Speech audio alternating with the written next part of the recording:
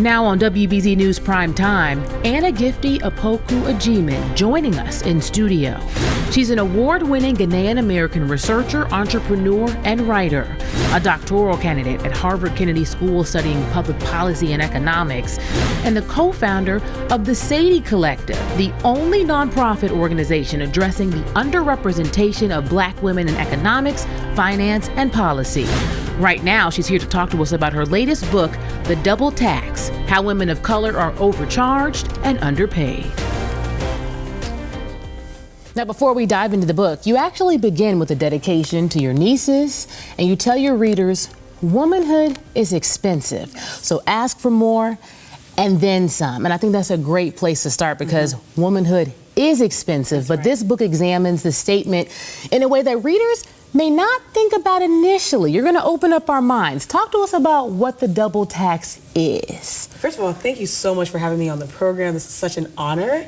And the double tax is considered the compounding cost of racism and sexism. So I think a lot of times when we think about how expensive it is to be a woman, I actually was on the streets of Philly recently and asking folks the same question. They all said, you know, beauty, makeup, that sort of thing. But what the double tax ultimately covers is really thinking about these costs as it stretches over the course of an entire woman's life. So thinking about caregiving, motherhood, career life, and so forth.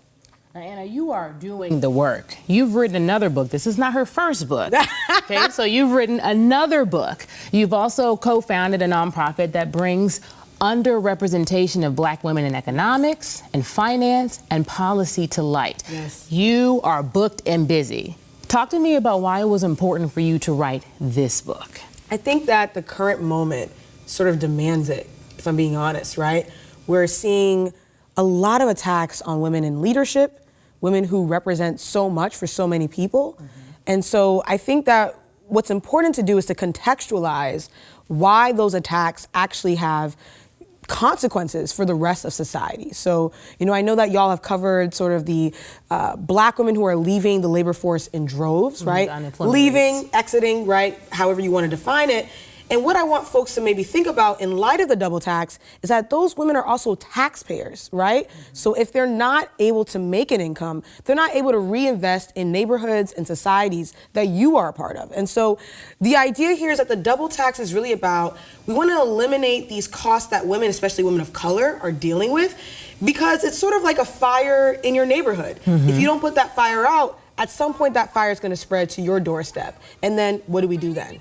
Absolutely. And at some point, it's going to impact people in ways that they never thought. That's exactly right. So now I want to grab the book for a second, and we're going to put it back up because this is lovely. I love it. But I can't wait to talk about how you chose to break down the chapters here, because I thought that was very interesting. So we have it here. You know, the first chapter is called Good Hair. There's resume whitening. Tokens. Talk to us about why you decided to break it down in terms of the commonly shared experiences between women and those major milestones. Absolutely. So I think that it's important to make economics accessible, right? So I'm studying public policy and economics at Harvard Kennedy School, go HKS, right? And, you know, one thing that I have been really keen on doing is making sure that we communicate sort of the data as clearly as possible. And one way that I considered that was, how do we actually construct these costs so that we can follow along a woman's journey to better understand how these costs compound over time? So, for example, we open up with Good Hair because a lot of young girls deal with beauty standards and the cost of beauty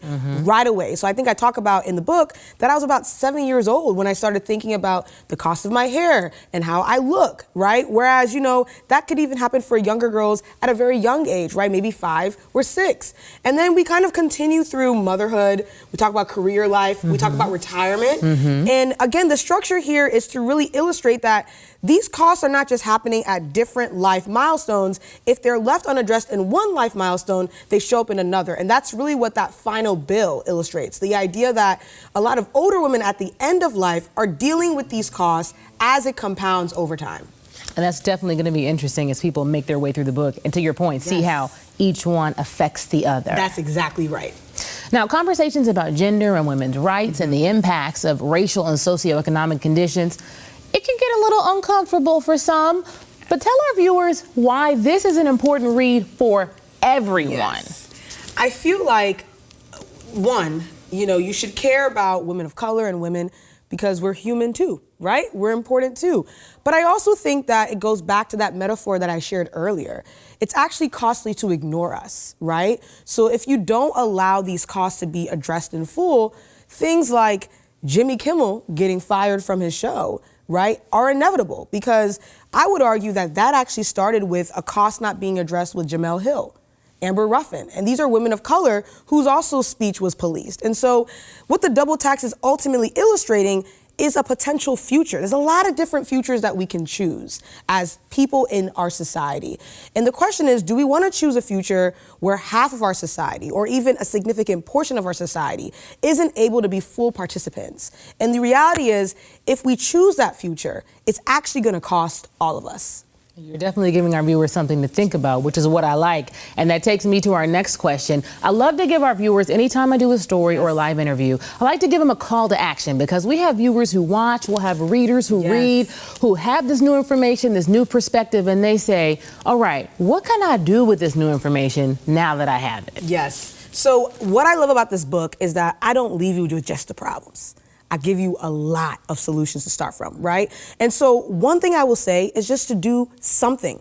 I think a lot of times people get really frozen in fear, saying, you know, there's so much going on, I'm so overwhelmed, what can I do? A lot of times what you can do is right outside your door. Join a community group. Make sure that you're able to volunteer in your larger society or your school board or something like that, right? Or even be able to donate to your library. The point here is there's so much we can do to reduce these costs that women are dealing with. I can say from maybe the mothering chapter, which really changed the way that I kind of perceived mothering, perceived parenthood. My mom's a mom, of course, but my sister's also a mom of two.